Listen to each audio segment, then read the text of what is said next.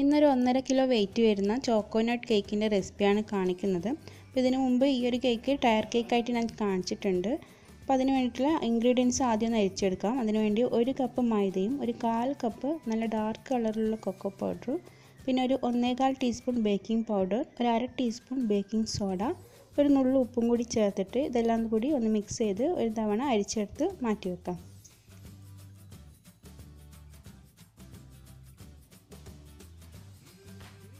ഇനി ഒരു ക്ലീൻ ആയിട്ടുള്ള ബൗളിലേക്ക് ഒരു 5 മുട്ട പൊട്ടിച്ച് വെച്ചിട്ടുണ്ട്. ഇതിലേക്ക് ഒരു 1/4 ടീസ്പൂണോളം വാനില എസൻസ് ചേർത്ത് കൊടുക്കുക. അല്പം ഒന്ന് ബീറ്റായി കഴിഞ്ഞാൽ ഇതിലേക്ക് 1/2 കപ്പ് നിറയെ പഞ്ചസാര എടുത്തിട്ടുണ്ട്. ഇത് കുറേശ്ശെ ഇട്ടിട്ട് മുട്ട നന്നായി പതയുന്നത് വരെ ബീറ്റ് ചെയ്തെടുക്കാം.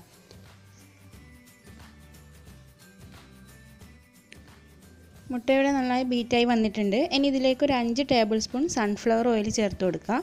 ഓയിൽ ചേർത്ത ശേഷം ജസ്റ്റ് ഒന്ന് ബീറ്റ് ചെയ്തെടുത്താൽ മതി.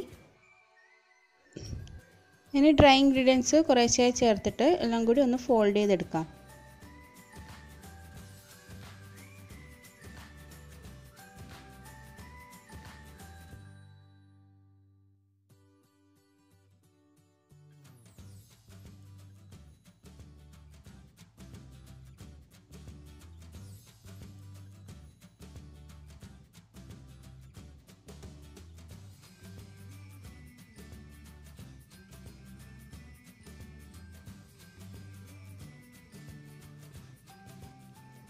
അങ്ങനെ എല്ലാം ഇവിടെ ഫോൾഡ് ചെയ്തെടുത്തിട്ടുണ്ട്.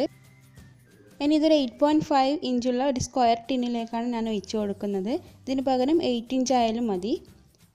ഇനി ഇത് ബാറ്റർ ഒഴിച്ചു കൊടുത്തിട്ട് ഇതൊന്ന് ടാപ്പ് ചെയ്ത് ചൂടായ പാത്രത്തിൽ ഇറക്കി വെച്ച് ഒരു 45 മുതൽ 50 മിനിറ്റ് വരെ ബേക്ക് ചെയ്തെടുക്കാം.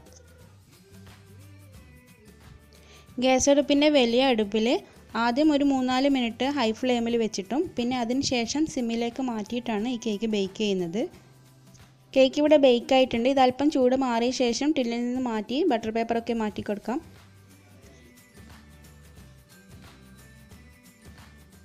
ഇനി ഗനാഷ് തയ്യാറാക്കാൻ വേണ്ടിയിട്ട് 1 കപ്പ് ഡാർക്ക് കോമ്പൗണ്ട് ചോക്ലേറ്റ് ചെറുതായി കട്ട് ചെയ്തെടുത്തിട്ടുണ്ട്. അതിലേക്ക് 1 കപ്പ് വിപ്പിംഗ് ക്രീം അല്പം ചൂടാക്കിയ ശേഷം ഇതിലേക്ക് ഒഴിച്ചു കൊടുക്കാം.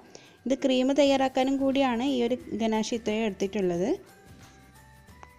ചോക്ലേറ്റ് മുഴുവനായി മെൽറ്റായ ശേഷം ഒരു അരിപ്പയിലൂടെ അരിച്ചെടുത്ത് വെച്ചിട്ടുണ്ട്. അതേപോലെ കേക്ക് ചൂടാറിയ ശേഷം 3 ലെയറായിട്ട് കട്ട് ചെയ്തിട്ടുമുണ്ട്.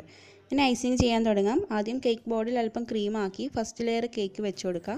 ചുറ്റിലും ബട്ടർ പേപ്പർ വെച്ച് കൊടുത്തിട്ടുണ്ട്. ലാസ്റ്റ് ഗനാഷ് ഒഴിക്കുമ്പോൾ ബോർഡ് ചീത്തയാകാതിരിക്കാൻ വേണ്ടിയിട്ടാണ് ഇങ്ങനെ ചെയ്യുന്നത്.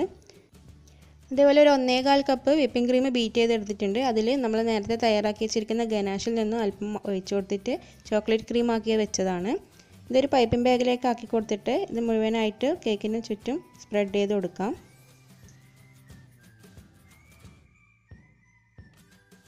ഇനി അതിന് മുകളിലായിട്ട് ഒരു 3-4 ടേബിൾ സ്പൂൺ ഗനാഷ് ഒഴിച്ച് കൊടുക്കുക. എന്നിട്ടൊന്ന് മിക്സ് ചെയ്ത് എല്ലാ വശത്തേക്കും ഒന്ന് സ്പ്രെഡ് ചെയ്ത് കൊടുക്കാം.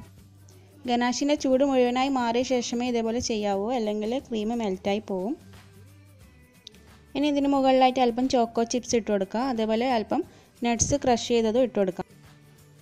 ഇതിൽ ഞാൻ യൂസ് ചെയ്തിട്ടുള്ളത് പീനട്ടും ബദാമും അതേപോലെ കാഷ്യൂസും ആണ്. സെക്കൻഡ് ലെയറും ഇതേപോലെ തന്നെ ചെയ്തെടുക്കാം.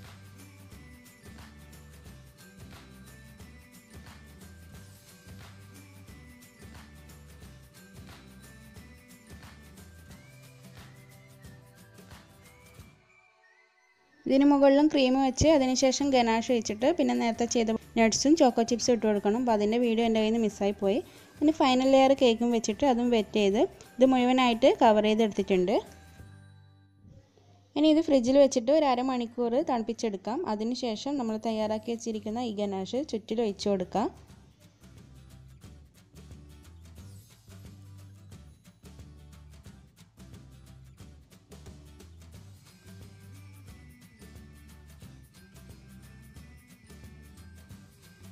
സ്പാച്ചിൽ വെച്ചിട്ട് എല്ലാ വശത്തേക്കും ഒന്ന് ആക്കി കൊടുക്കുന്നുണ്ട്. സൈഡിലും ഇതേപോലെ ചെയ്യാം.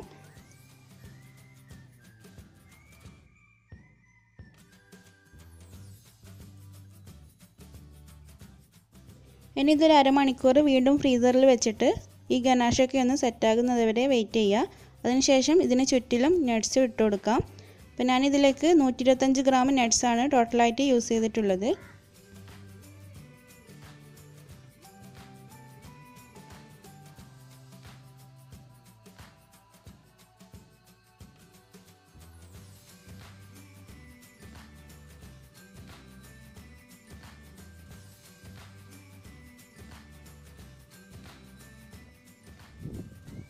മുകളിലും താഴെയായിട്ട് ഈ ബാസ്ക്കറ്റ് ചെയ്യുന്ന ഈ നോസിൽ വെച്ചിട്ട് ഇതേപോലെ ബോർഡർ വെച്ച് കൊടുക്കുന്നുണ്ട്.